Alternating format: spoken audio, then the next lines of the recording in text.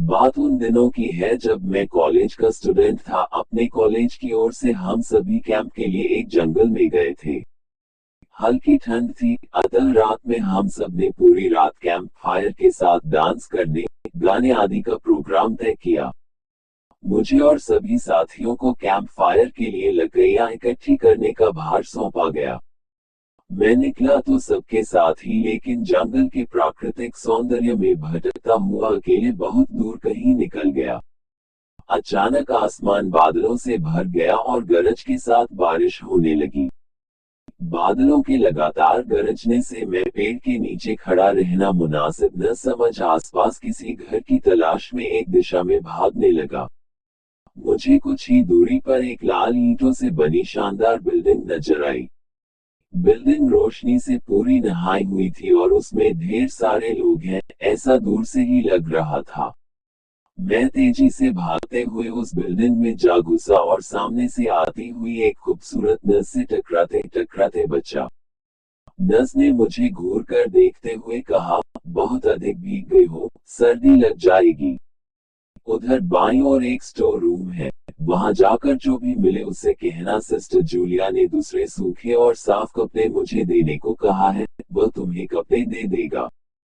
मैं हक्का बक्का मुंह फाड़े सिस्टर जूलिया को देखता रहा। मुझे एकदम से यह समझ नहीं आया कि मैं क्या करूं। मेरी स्थिति देखकर सिस्टर जूलिया खिलखिलाकर हंस पड़ी और बोली, पहले तो तुम अपना मुंह बंद करो वरना मुंह में मच्छर घुस जाएंगे, और अब जाकर वैसा ही करो जैसा मैंने कहा है। मैं हल्के से हाँ में सर हिला सिस्टर की बताए दिशा में जाने को मुड़ गया। अभी कुछ एक 10 कदम ही चला होऊंगा कि मेरे कंधे पर किसी ने हाथ रखा।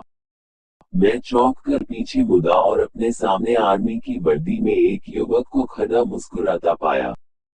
मेरे चेहरे पर आश्चर्य का बादल अपना घर बना चुका था, जिसे देखते ही उस युवक को हंसी आ गई।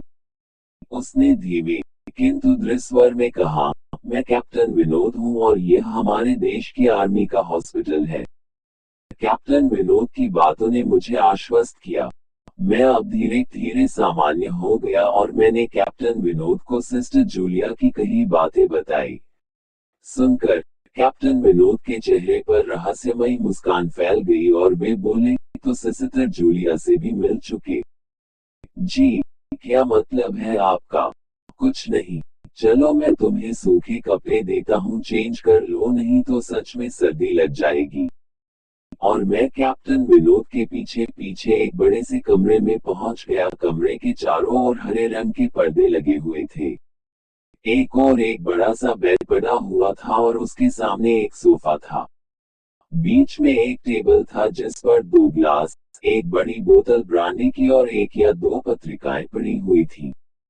कमरे के एक कोने में एक बड़ी सी अलमारी थी, जिसमें से कैप्टन विनोद ने एक आसमानी रंग का कुर्ता पायजामा निकालकर मुझे दिया और कमरे से लगे बाथरूम की ओर इशारा किया। मैं बाथरूम से कपड़े चेंज कर जैसे ही निकलने लगा, मेरी नजर बाथरूम की एक दीवार पर पड़ी। वह खून के छींटों से भारी हुई थी। ये देखकर मैं घबरा गया और जल्दी से बाहर निकलने को मुड़ा कि बाथरूम में लगे आईने में खुद को ही देखकर चौंक गया। आईने में मेरा पूरा शरीर तो नजर आ रहा था, लेकिन मेरे शरीर पर से मेरा सर गायब था। अब मुझे डर लगने लगा और मैं हड़बड़ा कर बाथरूम से निकल गया। मुझे इस तरह बाहर निकलते देख कैप्टन विनोद ने हंसकर पूछा, क्या हुआ? अरे हाँ, तुमने तो अब तक मुझे अपना नाम ही नहीं बताया। कहाँ जाओगे? बाहर बहुत तेज बारिश हो रही है, लेकिन तुम जाना क्यों चाहने लगे अचानक, यह मैं समझ नहीं पा रहा हूँ। कैप्टन विनोद, आपकी बाथरूम की एक दीवार पूरी खून के छींटों से भरी हुई है, और आपके बाथरूम में लगा आईना भी कुछ अजीब सा है। उसमें मुझे मेरा पूरा शरीर तो दिखाई दिया, लेकिन मेरा सर ही गायब था। मैं अब बिल्कुल भी नहीं रुकूंगा यहाँ। बारिश में ही भीगता हुआ अपने कैंप तक जाऊंगा।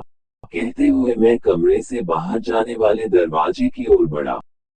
रुको, तभी कैप्टन विनोद की कड़कती आवाज गूंजी, तो तुमने सब कुछ देख ही लिया? जी, क्या मतलब है आपका? मेरी आवाज में डर भर गया था।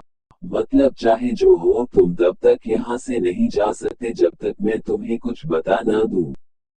काका क्या बताना चाहते हैं आप? जो आज तक कोई न जान सका, जो आज तक कोई न जान सका वह मैं जानकर क्या करूंगा प्लीज। अब मुझे जाने दे, मैं डर से रुआंसा हो गया।